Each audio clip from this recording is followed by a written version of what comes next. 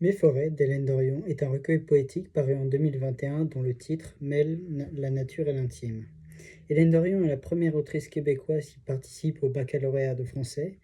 Elle a notamment un passé universitaire important avec de nombreuses récompenses.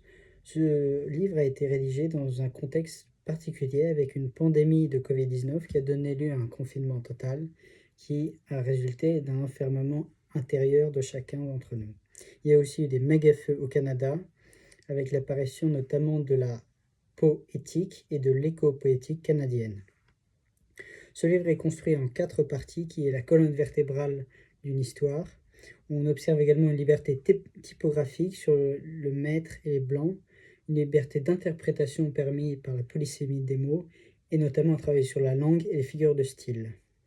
Nous allons étudier un extrait qui introduit tout le roman. Je vais donc procéder à présent à la lecture de cet extrait. Mes forêts sont de longues traînées de temps. Elles sont des aiguilles qui percent la terre, déchirent le ciel, avec des étoiles qui tombent, comme une histoire d'orage. Elles glissent dans l'heure bleue un rayon vif de souvenirs, l'humus de chaque vie où se pose, légère, une aile qui va au cœur. Mes forêts sont des greniers peuplés de fantômes. Elles sont les mâts de voyages immobiles, un jardin de vent où se cognent les fruits d'une saison déjà passée qui s'en retourne vers demain. Mes forêts sont mes espoirs debout, un feu de brindilles et de mots que les ombres font craquer. Dans le reflet figé de la pluie, mes forêts sont des nuits très hautes.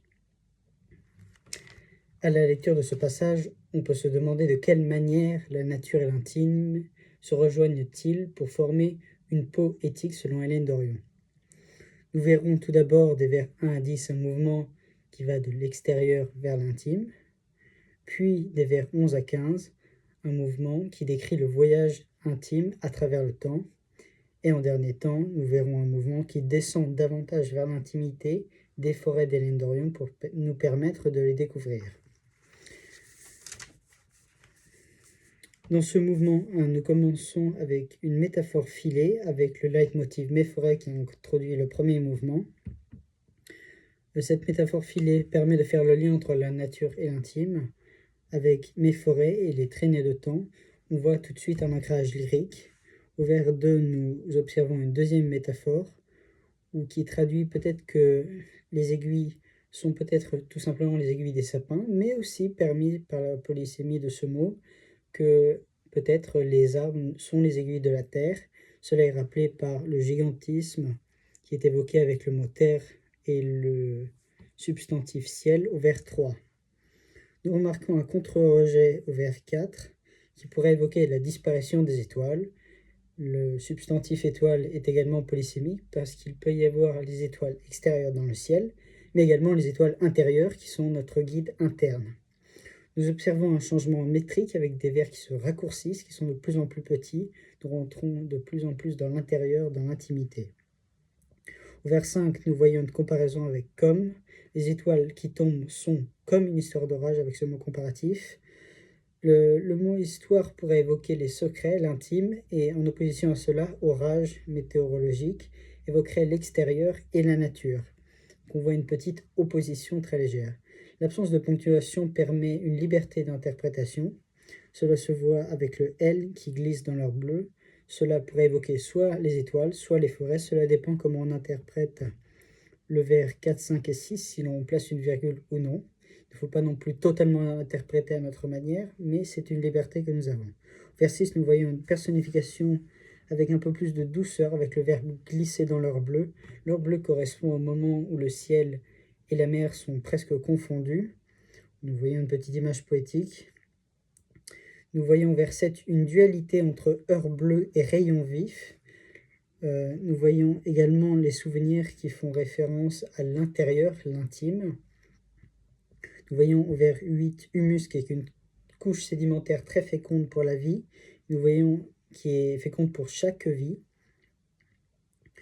Nous remarquons vers 9 un blanc typographique qui permet peut-être d'évoquer le vol de l'oiseau, son absence, puisqu'il part et s'en va rapidement. Nous voyons également la synecdoque, une aile qui évoque justement l'oiseau qui va au cœur, et nous rentrons ici avec ce vers 10 dans le paroxysme de l'intime des forêts d'Hélène Dorion. Ainsi, Hélène Dorion, grâce à la poésie, suggère l'intime, tandis que les forêts représentent un voyage plus personnel. Dans ce mouvement numéro 2, nous retrouvons le leitmotiv qui nous indique que nous changeons de thématique. Et nous commençons avec mes forêts sont mes greniers. Nous découvrons de plus en plus les forêts sont des greniers. Les greniers peuvent évoquer un lieu dépositaire de la mémoire, des souvenirs pour l'homme, qui sont également composés des forêts. Une maison est composée de bois, des forêts. Un grenier est composé des forêts, dépositaires de la mémoire. Peuplé de fantômes est une métaphore peut-être des souvenirs négatifs. Nous voyons au vers 12 une synecdoque. Elles sont les mâts de voyageuses immobiles. Les mâts peuvent évoquer justement un navire. Cela évoque la verticalité des arbres qui permet une fondation très solide, qui est la colonne vertébrale de la mémoire, des souvenirs, de l'homme plus généralement. Et le navire est aussi un symbole d'exploration, notamment par l'esprit. Cela est rappelé avec l'oxymore voyage immobile, parce qu'un voyage est notamment mobile, on ne reste pas au même endroit pour voyager, ce qui rappelle justement cette exploration par l'esprit. Au vers 13, nous remarquons jardin de vent, qui est peut-être une périphrase du paradis paisible, qui fait le lien entre la terre et l'air, qui évoque peut-être la volatilité de l'esprit et l'extériorité que l'on a à travers cet esprit qui est intérieur. Nous voyons une personnification des fruits, les fruits cognent. Cela peut être polysémique, soit les fruits de la nature qui sont comestibles, soit les fruits qui sont féconds, les fruits de la nature féconds de l'humus. Cela rappelle justement l'humus. Nous voyons l'adverbe déjà, au vers 14, qui évoque la rapidité des saisons. Et nous voyons qui s'en retourne vers demain, une antithèse, nous ne pouvons pas retourner vers demain, ce qui permet de transcrire une confusion de l'esprit, des idées qui s'en mêlent. Les forêts par l'esprit et la poésie sont un voyage à travers le temps, selon Hélène Dorion. Nous rentrons dans un troisième mouvement avec le leitmotiv « Mes forêts », qui est beaucoup plus affirmatif cette fois-ci, puisque nous avons une répétition du déterminant possessif 2 fois « Mes forêts sont mes espoirs debout ». C'est évidemment une allégorie de l'arbre, et l'espoir signifie peut-être la volonté, et debout évoque les arbres qui sont debout depuis toujours, depuis qu'ils sont plantés. Ils sont vifs, dynamiques, cela pourrait évoquer une poésie qui est engagée.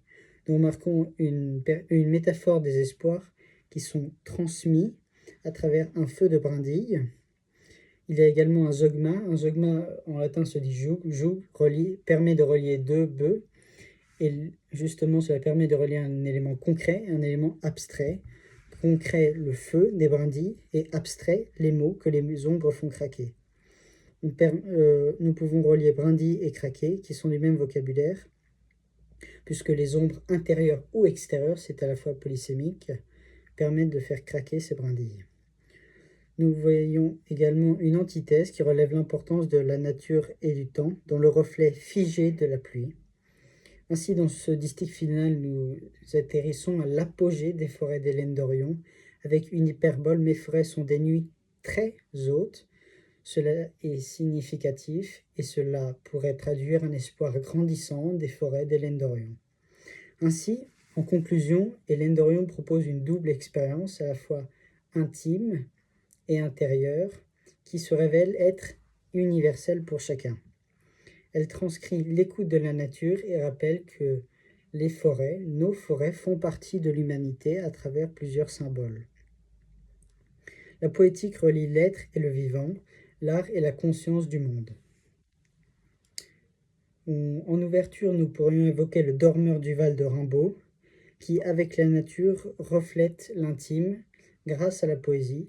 Ainsi, la forêt enveloppe le soldat, mais cache notamment la violence des combats à travers cela. Nous voyons que parfois la poésie est un rappel que la nature fait partie de nous, fait partie du monde, fait partie de l'humanité. Et c'est exactement ce qu'Hélène Dorion a voulu transcrire avec ce poème qui introduit ce recueil Mes forêts. Ce recueil est à la fois polysémique, avec un travail sur les sonorités, sur la langue, et c'est notamment ce qui le rend unique.